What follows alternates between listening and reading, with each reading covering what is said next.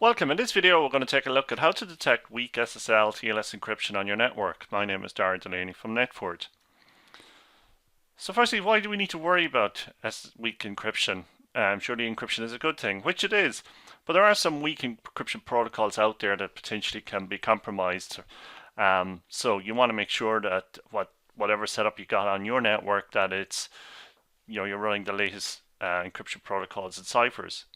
Another reason why you need to worry is that if things like PCI are of concern, well then there are certain early versions of the TLS protocol that should be eliminated from use on your network. So the summary is you need to know what's on your network. You need an inventory of what encryption you're using, so that if there's ever a compliance standard you have to meet today or maybe in the future, that you're able to find out what needs to be patched or replaced.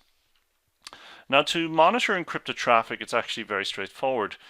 What you need is you need a source of network packets. So you can't do this with flow type analysis. You must get the raw packets because from that you can extract certain encryption data. So typically you would monitor traffic at the core. So you'd probably at a minimum monitor traffic to and from your internet, to and from the internet. And if you host servers, then maybe monitor those as well. Now you could also use a network tap, but the main thing is that you have a source of network packets. So let's get on to LangGuardian and show you what we can do when it comes to detecting weak SSL TLS encryption.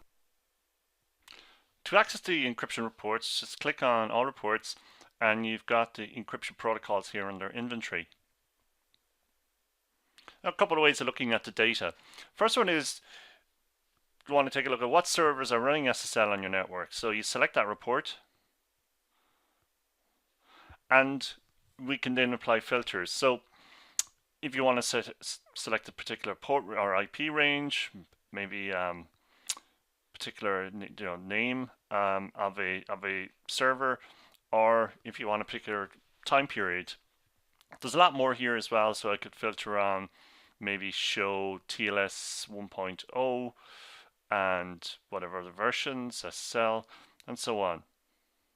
You could also search for, this is very useful if you host web servers, search for any certs that may be about to expire. So you could put an expiry date here, take a look and see then what servers you need to get updated. So very powerful filters here.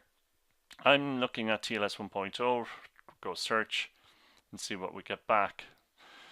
So we have an instance here with a single server. What we can then do is look at the summary of this.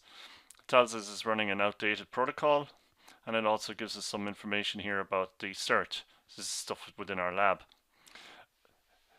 So very, very easy here. You can get that inventory of what servers are running SSL, together with the cert dates, the types of protocols being used, and with the filters then it's very easy to pull out the the exceptions or the systems that you need to update. This is all possible because we're using network traffic analysis, but the initial during the negotiation stage for encryption, there is certain information that's sent in clear text, and our SSL decoders, they can pull that information back and store it in the database. So the next report I want to take a look at is under encryption. We can take a look at the protocols in use. Slightly different view. Again, we can select by time, maybe by a particular subnet. Now we can also here select, for example, we might want to look at, again, maybe TLS 1.0 or whatever, or exclude certain ones. So you could exclude all of the, maybe the good protocols, ones you're happy with, and then just find any exceptions to that. I'll just run it as is with no filter. So this then shows us the types of protocols in use, how many clients, servers, and ciphers. So if I drill down on this then, I can get more information. So you can see the client, the server, and the encryption protocol used. So if I go over here to the right, you can see the actual cipher. So this here is it's using TLS, using RSA for key exchange, it's using AES encryption, we've got 128-bit encryption, and it's what's called SHA or SHA digest.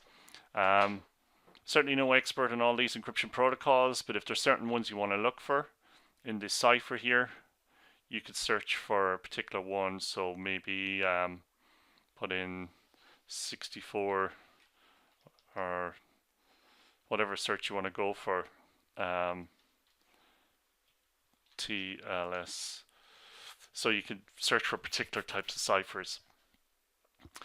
So there's a huge inventory here of all types of encryption protocols that are in use on the network. If you want then to save a custom report off, maybe with a particular filter, like in my case here, include TLS. So I can select all 330 TLS options here, run the report, and I can then save that off under Actions, Save Report, and I can just call it TLS protocols. Like that there. Won't save it on this system, it's just something in the lab. So that's very quick introduction to how you can detect weak encryption protocols on your network, but also how you can generate that inventory in the first place so that you can search it and find those weak protocols.